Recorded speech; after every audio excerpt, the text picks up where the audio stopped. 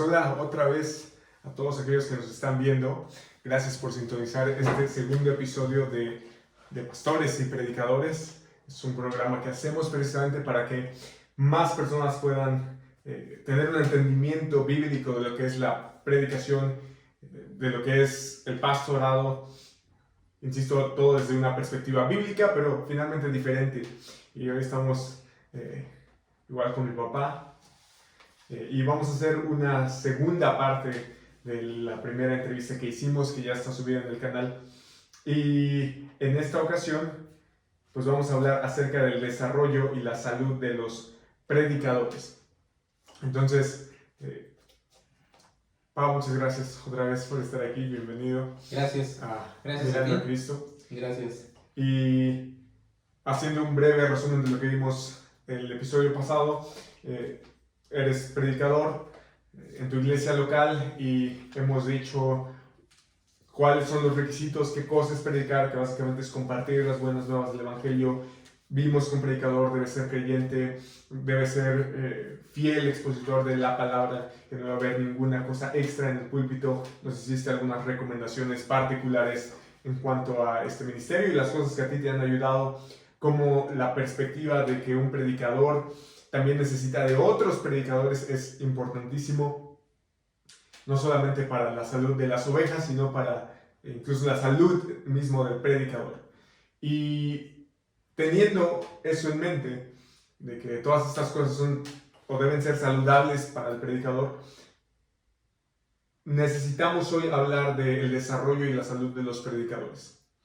Y en vista de que los predicadores se enfrentan a un montón de problemas, son objetos de crítica, tienen un montón de actividades adicionales a la predicación a lo largo de la semana, llámese familia, trabajo, ministerios en otras partes.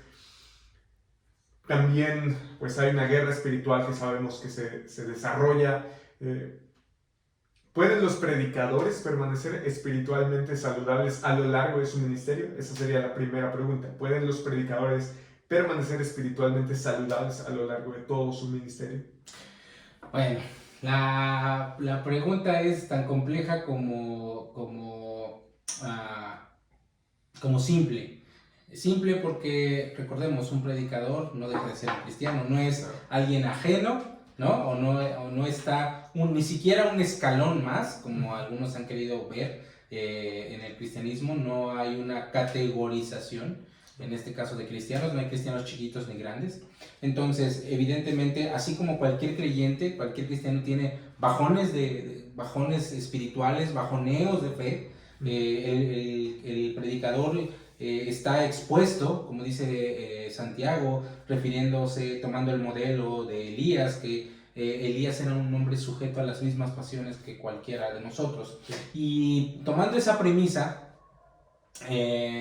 tiene mucho significado lo que estás manifestando. ¿Por qué? Porque si algo, las cartas pastorales precisamente tenían ese propósito en el apóstol Pablo, o en el corazón del apóstol Pablo, era precisamente animar a Tito, animar a Timoteo y evidentemente a todos los que después de ellos son pastores, predicadores, evangelistas u obreros, diáconos incluso, servidores en cualquier ámbito de la iglesia, tanto local como universal. Entonces, evidentemente, claro que sí, hay momentos en los que hay momentos de flaqueza espiritual para algunos predicadores, incluso, tal vez en algún momento lo tomaremos en cuenta, pero incluso ha llegado al extremo de algunos han abandonado el pastorado, han abandonado el ministerio de predicación, incluso algunos han apostatado lamentablemente de la fe.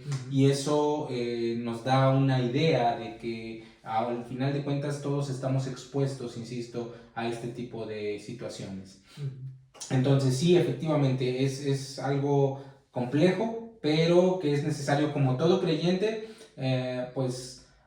como tú lo manifestabas, la guerra espiritual, ¿no? La guerra espiritual que nosotros experimentamos como creyentes, la experimenta no más, no en mayor cantidad, no en mayor grado, ¿sí? Un predicador o un pastor o un servidor. ¿Por qué? Porque al final de cuentas eso no hay una significancia directamente con el oficio. o sea, de un ataque espiritual, sino en sí mismo el ataque viene cuando un creyente, llámese como se llame, si es nominal o tiene alguna función dentro del cuerpo de Cristo, vamos a decir, una función visible, cuando está buscando la obediencia y la santidad. Es cuando el creyente se encuentra en una guerra, verdaderamente una guerra espiritual, ¿no? Entonces, si nosotros vamos a Efesios capítulo 6, yo creo que lo noten, cuando habla de la armadura de Dios para el cristiano, el apóstol Pablo, no quiero abundar mucho en el tema porque ustedes lo pueden leer en casa, pero nota cuántas veces cuando habla de la armadura de Dios, habla de la firmeza, no habla de un ataque como tal.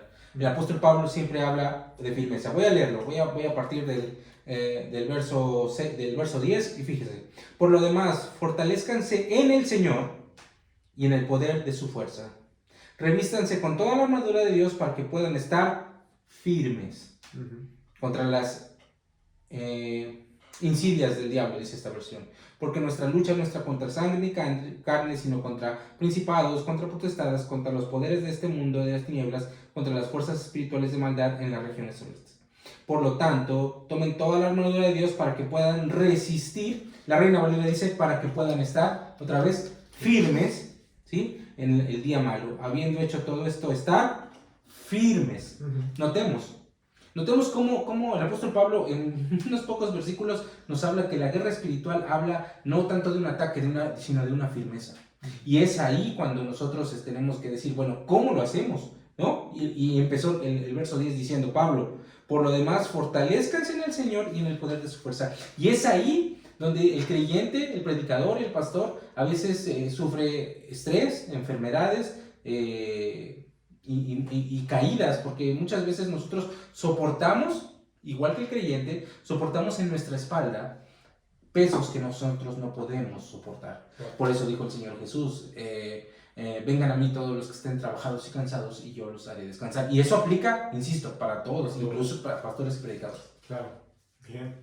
Pues muchas gracias. Entonces, los predicadores y cualquier creyente puede permanecer espiritualmente saludable a lo largo de su ministerio en vista de que tiene el mismo poder, ¿no? El mismo espíritu, confía en el mismo Señor, confía en el mismo Dios, y el mismo Dios, el mismo Cristo, el mismo Espíritu Santo es quien los fortalece a los predicadores como cualquier otro creyente para la expansión del reino, sea cual sea, en este caso la predicación, que hemos visto la semana pasada, o más bien el episodio pasado, que es una comisión importantísima, vital.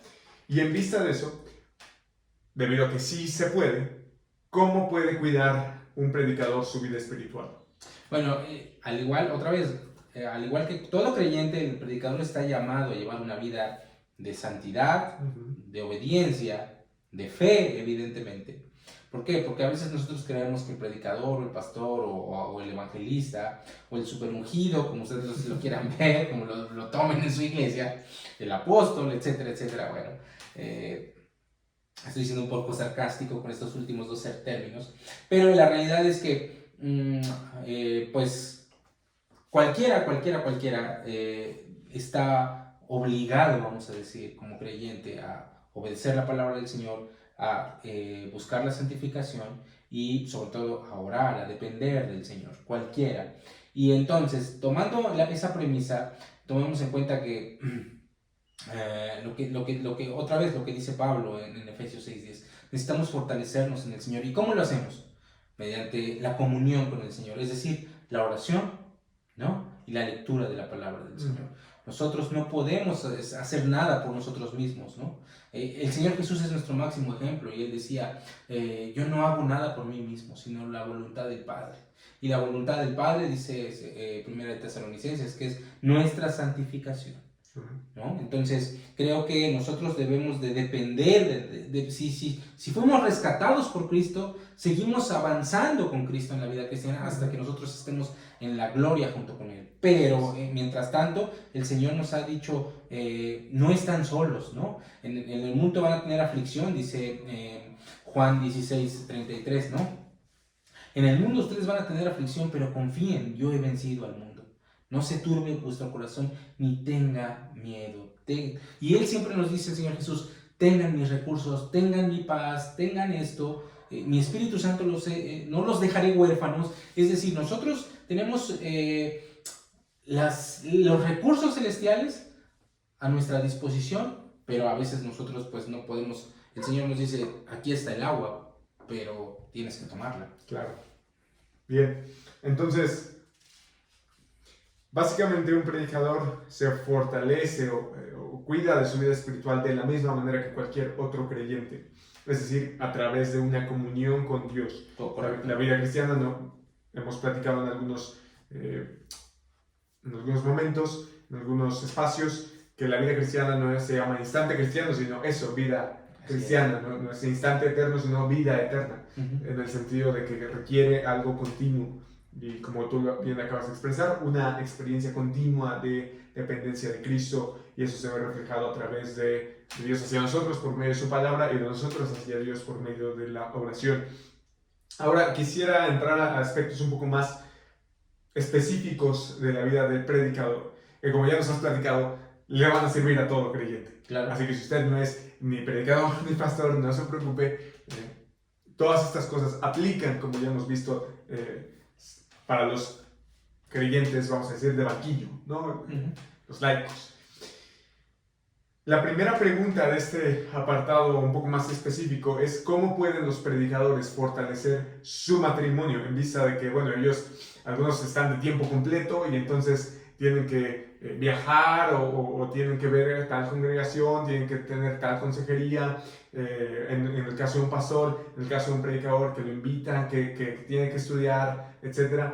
Y a veces eso la familia puede considerarlo como una especie de sustituto, ¿no? E incluso para alguien que no se dedica a la predicación de tiempo completo, a veces podría verse como todos los espacios que tengo disponibles necesito estudiar, ¿no? Porque ya se acerca el domingo, ya se acerca el sábado, ya se acerca, etcétera, ¿no? Entonces, en vista de eso, ¿cómo pueden los predicadores fortalecer su matrimonio en medio de tantos obstáculos? Bueno, esto es bien interesante porque al final no hay una regla específica, pero sí hay principios, nos dice la palabra del Señor, ¿no? Y siempre nos dice 1 Timoteo 3, nos da los principios acerca de eso. 1 Timoteo capítulo 3, verso 1 dice, el que anhela obispado, buena obra desea. Y primero está en un anhelo, y ese anhelo, cuando hay un llamado de Dios para el servicio, y hay un anhelo, un fuego en el corazón para un predicador, sobre todo que está casado, siempre es muy importante que tome en cuenta esto. O sea, el Señor no nos está mandando a sacrificar ni a la familia, ni a la esposa, ni a los hijos.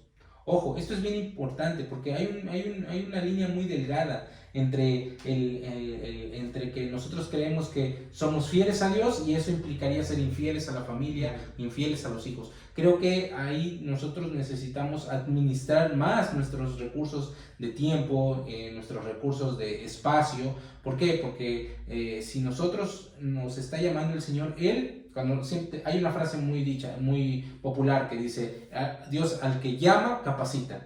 Y no solo lo capacita de manera teológica, lo capacita en muchas áreas, espiritual, en tiempo, en fuerzas.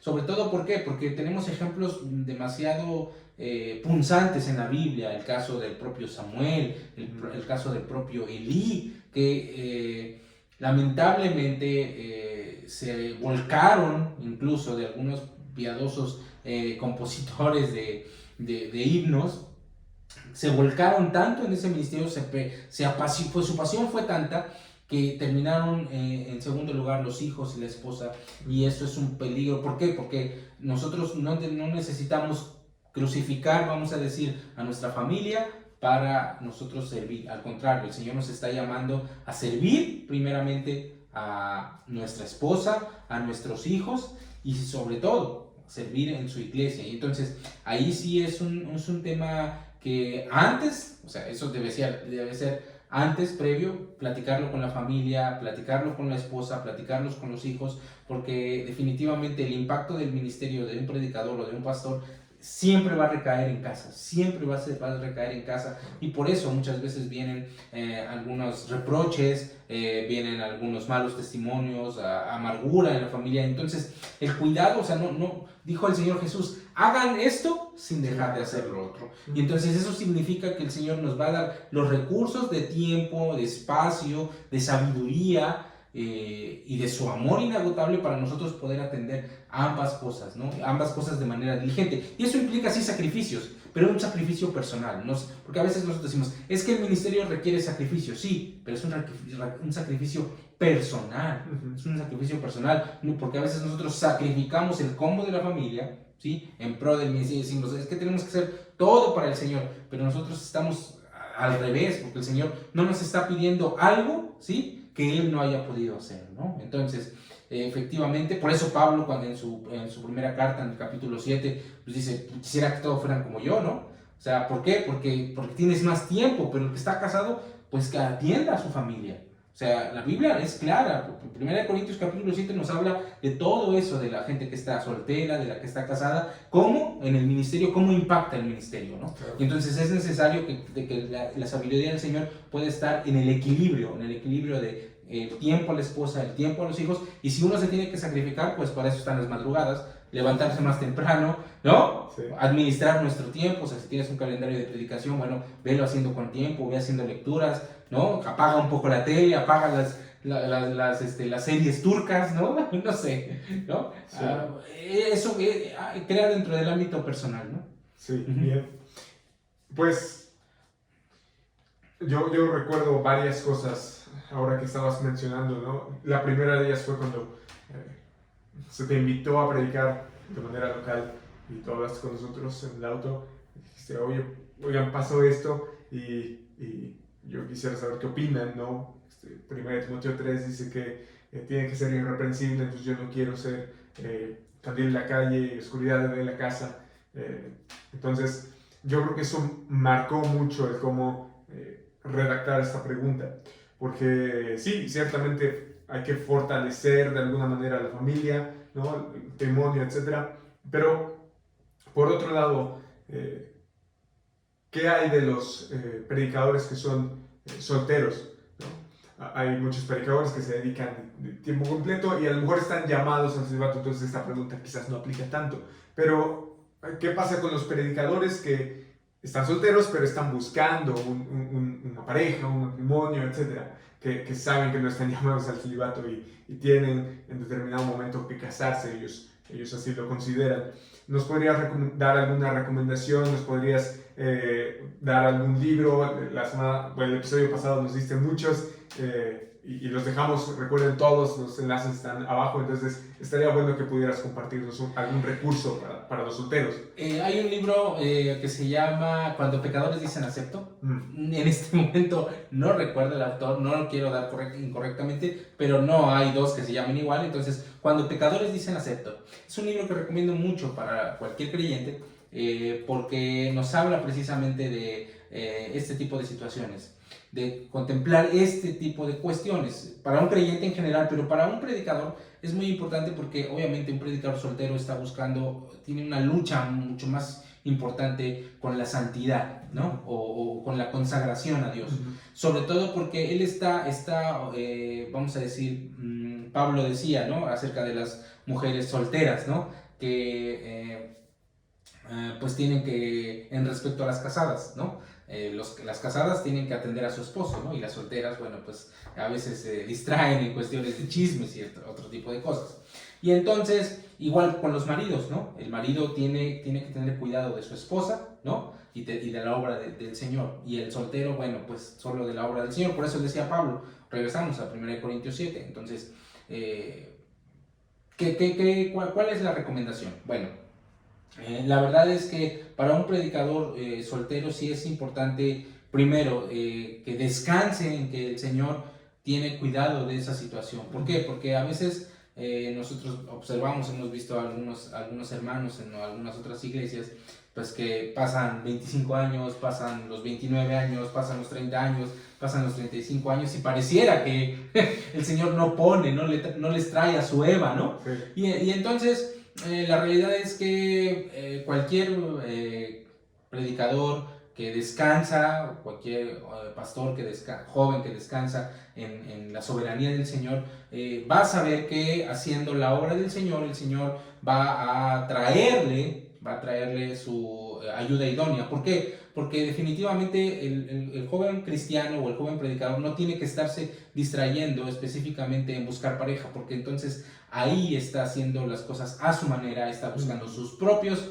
beneficios y está yendo un poco en contra de lo que, o está siendo incongruente o inconsistente con lo que dice predicar, que es la soberanía de Dios, el poder de Dios, el amor de Dios y el cuidado de Dios, porque eso predicamos y eso significa que Dios va a cuidar a ese predicador de una mala mujer, ¿no? Como el escritor de los primeros 5 capítulos de Proverbios, ¿no? Le está diciendo al hijo, ten cuidado, ten cuidado, ten cuidado. Y el Señor tiene cuidado del joven predicador para que evite una mala mujer, para que le dé sabiduría para poder comportarse con mujeres solteras o casadas dentro de su congregación, para poder esquivar algunas propuestas indecorosas que las hay, para poder lidiar con el asunto de la pornografía o de la lujuria, con la que lucha el hombre, ¿no?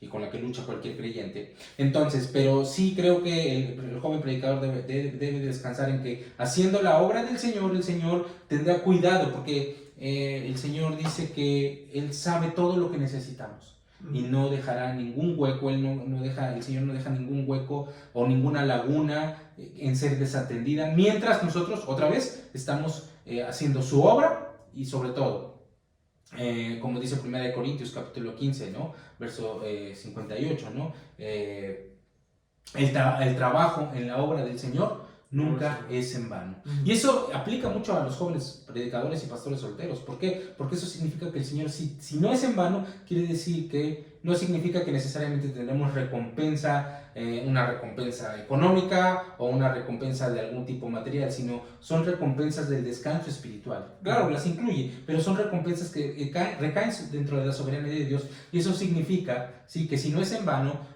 significa que no es estéril, y eso significa el cuidado de Dios sobre cada una de las áreas financieras, familiares y espirituales del predicador, del que predica su palabra. Entonces ahí deberíamos descansar. Amén. Solamente como anotación, el libro, cuando los pecadores dicen acepto, es de Dave Harvey. Ya hicimos un resumen de un libro de Dave Harvey, Soy llamado. Está en el canal, entonces, y está como la guía definitiva, algo así del llamado. Entonces ahí está un libro de Dave Harvey resumido en el canal, y este es otro que vamos a poner en la descripción del video. Ahora, mucho se habla de pastorear, de predicar, y a nosotros nos gusta mucho dar, ¿no? Casi parece que se nos da más el hablar que el escuchar a los predicadores. Y en vista de esto, a veces nosotros, por tratar de dar y dar y dar y dar, a veces nos olvidamos de recibir un poco, ¿no? Y con esto quiero hacer la siguiente pregunta.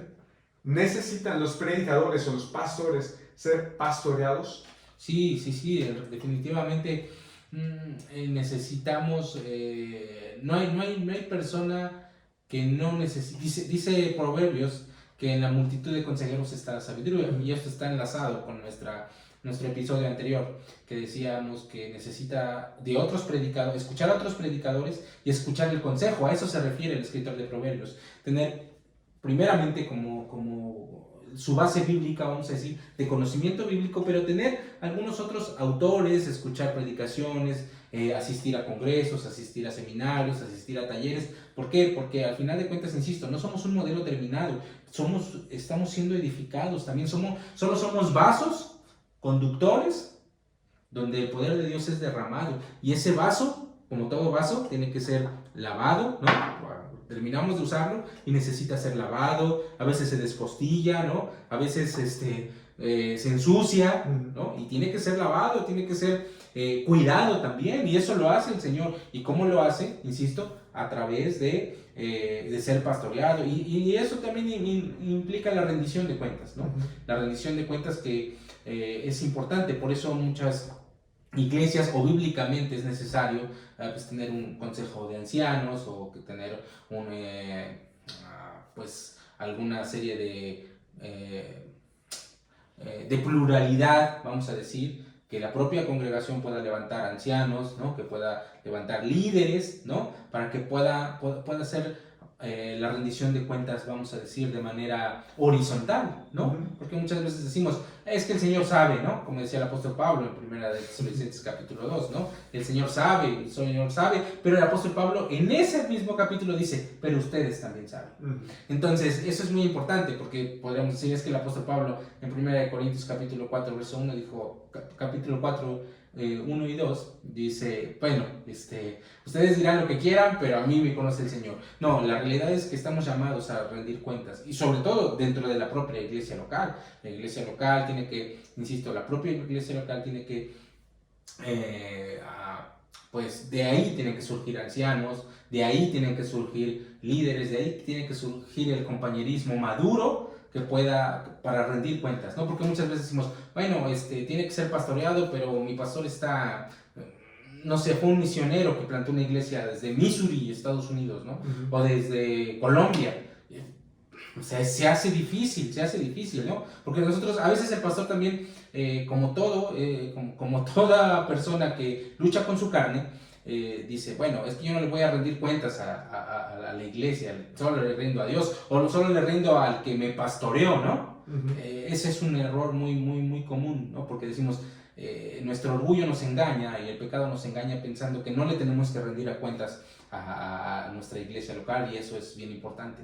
Creo que necesitamos también, por eso necesitamos discipular, necesitamos, o sea, cuando se predica, se enseña la palabra para que el cristiano sea edificado, ¿no? Y a lo mejor en muchos lugares se estila que un cuerpo de ancianos no necesariamente es de predicadores o pastores, es un cuerpo administrativo de ancianos, vamos a decir, que atienden asuntos, administrativos, que atienden asuntos de consejería, que atienden asuntos difíciles. Recordemos qué pasó con Moisés y Jetro, ¿no? Es que son cosas muy cansadas. Necesitas personas, ¿no? Claro. Que te ayuden, ¿no? Igual pasa en Hechos capítulo 6, ¿no? Entonces, si hay una rendición constante de cuentas, ¿por qué? Porque podemos tropezar, no sabemos todo. No hay cristianos que lo saben todo, no somos infalibles, no somos infalibles. Recordemos el evento que tuvo Pedro con el apóstol Pablo, en el asunto de Juan Marcos, etcétera, etcétera, ¿no? Sí, bien, pues muchas gracias. Y no solamente requieren ser pastoreados por el mero hecho de cuidar el orgullo, no solamente por el hecho de descargar, ¿no? Ahora sí la carga, ¿no? Ministerial, sino que también muchas veces los predicadores lidian con un desaliento tremendo en el ministerio, ¿no? A veces se predica y no hay resultados, se evangeliza y no hay convertidos, las ovejas a veces parecen cabras. ¿Cómo pueden los predicadores lidiar con el desaliento en el ministerio? Bueno, al final de cuentas, recordemos que la obra no es nuestra, es del Señor. Dijo el apóstol Pablo, uno regó, ¿no? Uno plantó, otro regó, pero el crecimiento lo da Dios. Y muchas veces, si nosotros, a veces nosotros nos desenfocamos porque miramos el mundo, los resultados del mundo, como lo hacen, nos comparamos con otros ministerios, nos comparamos con otro tipo de instituciones que no son la iglesia, que se parecen, pero no son la iglesia, que son centros de convenciones, reuniones de superación personal, que dicen ser centros cristianos, pero no son iglesias. Entonces, pero si nosotros te voy a poner un ejemplo. Si tú me dices que un ministerio que predicó por 8 años, ¿no? Tiene 120 personas después de predicar 8 años, y tú lo comparas con un ministerio que predicó 120 años y solo tiene 8 personas, ¿tú cuál me vas a decir que es el ministerio exitoso? El primero, ¿no? Sí. ¿Y sabes quién tuvo el ministerio El segundo ministerio, el misterio de fracaso, Noé. Mm. Predicó por 120 años y su iglesia se compuso solo de 8 personas. Entonces nosotros a veces decimos, ¿qué pasa ahí? ¿No? Y se salvaron esas 8 personas. Entonces nosotros hoy tenemos la historia completa, pero la realidad es que si lo medimos en términos bíblicos, podríamos descansar en que soberanamente el Señor así dispuso que la iglesia de Noé, ¿no?, predicara por 120 años y solo tuviera 8 miembros. Y entonces eso descansa dentro de la soberanía de Dios. Hay iglesias que en 8 años van a tener 120 personas. Y gloria a Dios por eso, porque también eso es bueno. Pero no es los resultados, nosotros no deberíamos depender de los resultados, ¿no? Porque a veces, insisto, otra vez nos engaña el pecado y el orgullo pensando que nosotros somos los dueños de la obra, que de nosotros depende, recordemos, no sé si ya lo mencioné, de nosotros depende ¿qué? Solamente la calidad de lo que hacemos, pero la unción siempre depende del Señor. Entonces es bien importante esto porque a veces nosotros nos desalentamos porque perdemos de vista el enfoque que nosotros somos obreros de una viña, pero la viña es del Señor. La viña es del Señor y Él es el que nos da las fortalezas, Él es el que da el crecimiento, de Él es la semilla, Él es el labrador, ¿no? De Él es el agua, ¿no? Y Él es el que da el crecimiento. Y el fruto, ¿sí?, es para Él. Al final de cuentas, porque el fruto que cada creyente, vamos a decir, se manifiesta en cada creyente, es para darle gloria a Dios. Y entonces nosotros a veces nos desenfocamos creyendo que nosotros tenemos un poco de mérito en que este ministerio es un fracaso y es nuestra culpa. No lo es, pero tampoco el ministerio exitoso es nuestra culpa. Entonces, si nosotros nos equilibramos en ese aspecto diciendo, nosotros vamos a hacer lo que nos estamos mandados a hacer, lo demás queda dentro de la soberanía, el poder y la voluntad del Señor. Pero lo que nosotros tenemos que hacerlo bien. Sí. Hablamos el episodio pasado acerca de qué cosa era predicar. Y tomamos el texto base de 2 de Timoteo, capítulo 4, versículos 1 y 2. Pero particularmente en 2 dice, predica la palabra. Y eso resuena mucho con lo que acabas de decir. No dice convierte tanto, ¿no? O sea, el más exitoso de la colonia, ¿no? O de la ciudad, o del estado, del país. Sino que más bien el resultado intangible, porque a veces lo vemos como tangible, el resultado intangible en cierta manera es ser fiel a la palabra. Así es. Se dice en el evangelismo muchas veces que nosotros predicamos, y si predicamos el evangelio, entonces ese ya es nuestra parte, ya podremos considerarlo un éxito. Pero como bien acabas de decir, si el crecimiento lo da Dios, la conversión lo da Dios, bueno, es algo precioso y la gloria es de Él, y yo creo que eso nunca hay que perderlo de vista, exactamente. Y yo creo que muchas veces este desánimo también proviene de la soledad, de que los pastores o los predicadores a veces se sienten solos, aislados, son los bichos raros en su trabajo, en su escuela, en su colonia, en su familia, incluso en su iglesia también, porque los ven así como los extraños, ¿no? Y en cierta medida, sí, ¿no? Pero a veces hace falta relaciones, vamos a decir, intrapastorales o intrapredicación, ¿no? ¿Cómo podríamos fortalecer las relaciones entre predicadores y cómo eso podría también traer una resistencia paciente frente a la corriente del mundo? Sí, esto es bien interesante porque deberíamos empezar por dejar algunos cismas que hay doctrinales. Muchas veces esos cismas generan esa misma soledad, ¿no? No es una silla de muchas patas, ¿no? Pero una de las patas podría ser que muchas veces nosotros no tenemos ese compañerismo interdenominacional. ¿Por qué? Porque muchas veces tenemos diferencias, hacemos una barrera donde levantamos una diferencia tan grande doctrinal, que es de eventos secundarios o de doctrinas secundarias, hacia cierta denominación, hacia cierta congregación, lo que nos impide tener una comunión, ¿no? Y como decía el pastor Pérez, siempre dice el doctor Pérez Milos, la verdad es que quien tiene comunión con Cristo es mi hermano, Y entonces nosotros deberíamos dejar esas diferencias porque esto es lo que abona, a esto es lo que abona, ¿no? Es decir, es que a mí no me gusta cómo predica tal pastor, a mí no me gusta cómo aconseja tal pastor, a mí no me gusta cómo hace iglesia este pastor, y eso entonces a veces lo tomamos personal, ¿no? Lo tomamos personal, y entonces creamos enemistades imaginarias, lo que nos vuelve solitarios, ¿no? Porque decimos, nos resistimos a pensar que no podemos tener comunión con personas que pues por la gracia del Señor tienen otros ministerios, no hablemos de exitosos o no exitosos, sino que lo desarrollan. La dinámica de esos ministerios son diferentes y creemos que nosotros o podemos contaminarnos o podemos caer en ese tipo de prácticas, y entonces sacrificamos las relaciones por eso, porque nosotros hacemos como una barrera doctrinal, como una barrera personal, de un cisma, una montaña que se hace muy grande, y eso es uno de los factores. Otro de los factores también pues es que muchas veces el pastor está en un oficio difícil. ¿Por qué? Porque tiene que reprender, corregir, aconsejar, y a muchas veces al creyente no le gusta eso, no le gusta, porque normalmente cuando un creyente va a pedir un consejo, normalmente ya quiere solamente que afirmen lo que él quiere escuchar, ¿no? Su idea ya preconcebida.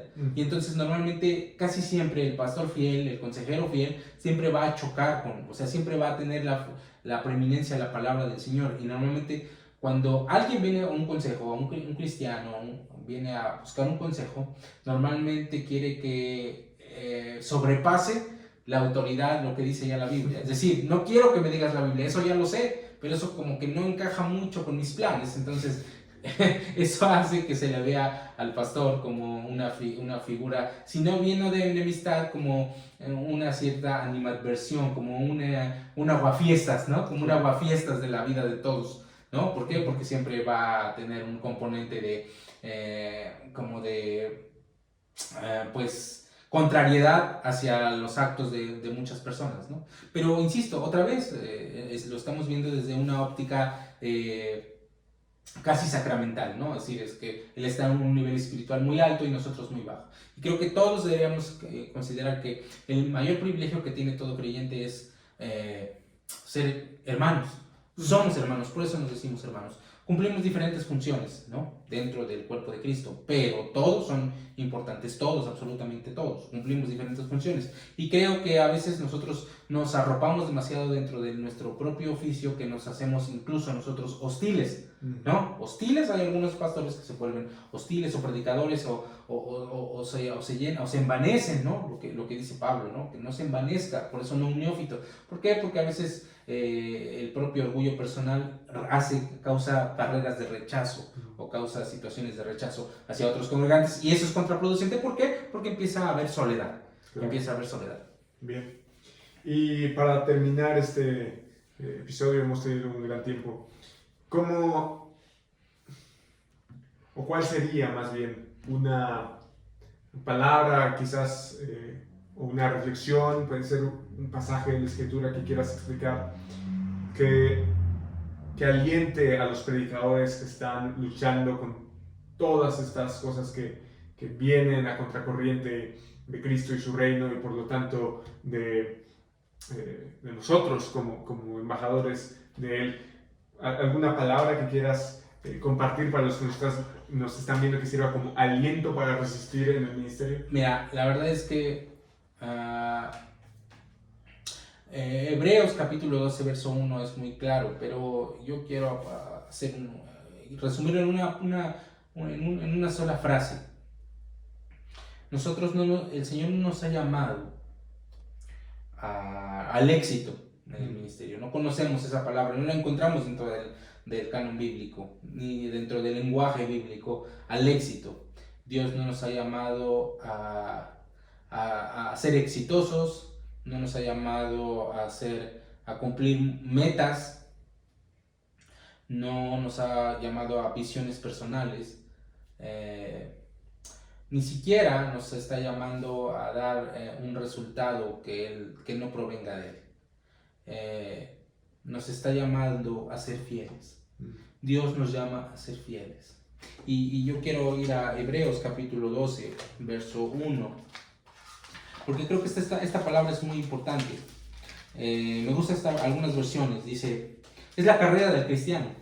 Dice, por tanto, puesto que tenemos en derredor nuestro tan gran nube de testigos, despojémonos también de todo peso y del pecado que tan fácilmente nos envuelve, y corramos con paciencia. Esta palabra, paciencia, en realidad en el original es constancia, no es hupomone, ¿no? Y entonces... una especie de perseverancia. Así es, ¿no? Es constancia, perseverar, ¿no? La carrera que tenemos pues, por delante. Puestos los ojos en Jesús, el autor y consumador de la fe, quien por el gozo puesto delante de él soportó la cruz, despreciando la vergüenza, y se ha sentado a la diestra del trono de Dios. Y continúa diciendo el siguiente verso, el verso 3. Consideren pues aquel que soportó tal hostilidad de los pecadores contra él mismo. Nos está hablando esto, de la constancia en medio de la hostilidad. Constancia en medio de un mundo pecador, ¿no? Y siempre nosotros diciendo, nuestro gran pastor, el pastor de pastores, nuestro protector, nuestro ayudador, el que nos sostiene con su diestra poderosa, el que dijo en Juan 10 que ninguna de sus ovejas nadie las arrebatará de su mano, ¿no? Mi paz os dejo, mi paz os doy, yo soy el pan de vida, ¿no? Si me conocen a mí, conocen al Padre, ¿no? Les dejo mi espíritu, no están solos, confíen en mí, confíen en Dios, etcétera, etcétera. El que nos mandó a ser discípulos, el que nos mandó a predicar el Evangelio, nos dice esto. Despojémonos también de todo peso, es decir, pongámoslos en él, y de todo pecado, que tan fácilmente nos envuelve. Notemos, hay pesos y pecados que nos envuelven y que hacen correr una carrera con una mochila muy pesada, muy pesada. Pero, y tan fácilmente nos envuelve. Y entonces dice, corramos con constancia. Con constancia. ¿Por qué? Porque no vamos a negar que hay hostilidad, que hay adversidad, que hay situaciones difíciles. Pero dice, puestos los ojos en Jesús. ¿Qué quiere decir? O sea, que nos vamos a poner así. Nos está diciendo, pongan sus pensamientos, centren su vida en lo que Él hizo, en cómo lo hizo, ¿sí? En cómo pudo sortear tal hostilidad, ¿sí? ¿Por qué? Porque al grado que soportó la cruz, dice Hebreos, ¿no? Que despreció la vergüenza y tuvo una recompensa, que se sentó a la diestra del trono de Dios. No está hablando de recompensa, pero dice, consideren todo esto que estamos hablando, dice el escritor de Hebreos, y aquel que soportó tal hostilidad de los pecadores, ¿sí? Contra él mismo. Es decir, contra él mismo es contra el que el mundo está, y contra el mundo en el mundo en el que predicamos. Pero fíjense, ¿por qué poner los ojos en él? ¿Por qué nos dice que pongamos los ojos en él, en su vida, en lo que hizo, en su ejemplo? ¿Sí? Consideremos eso porque lo pongamos a pensar un momento, pero nos dice la causa, porque dice que es el propósito, para que no se cansen ni se desanimen en su corazón. Aquí esta es una palabra de aliento para cada cristiano. Nos dice, mira hermano, considera a Cristo. Cristo no te salvó y te dejó a la deriva. Cristo te acompaña cada día. Por eso dice Juan 14, no los dejaré solo. Les conviene, les dice a sus discípulos, hermanos, les conviene que yo me vaya porque vendrá otro igual a mí, ¿no? El Consolador, que es exactamente Dios Espíritu Santo, está en ustedes. ¿Por qué? Para que no se cansen ni se desanimen en el corazón. ¿Por qué? Porque tenemos una lucha todavía. Porque todavía tenemos que estar con paciencia y correr y caminar en este peregrinaje. Como creyentes nominales, pero también en el oficio, en el llamado, en el servicio que Dios nos ha mandado. Y recordemos, todo servicio, todo llamado lo hacemos por amor. No lo hacemos, no amortizamos la obra de salvación, no hacemos méritos. El Señor en la Biblia habla de galardones, los cuales desconocemos cómo, ni cuándo, ni por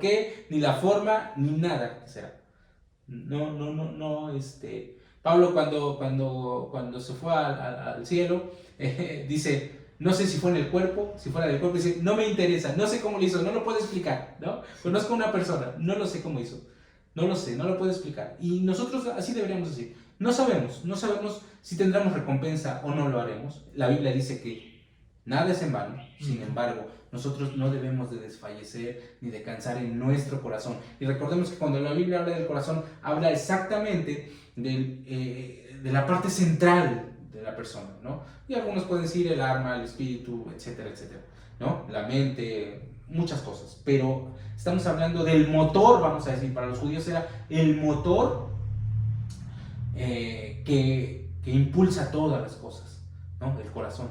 Y entonces nosotros nos dice el Señor Jesús, para que no se cansen en el corazón, es decir, cuando nos apachurramos, y así empezamos esta entrevista hoy, ¿no? O sea, ¿cómo es que vienen bajones espirituales?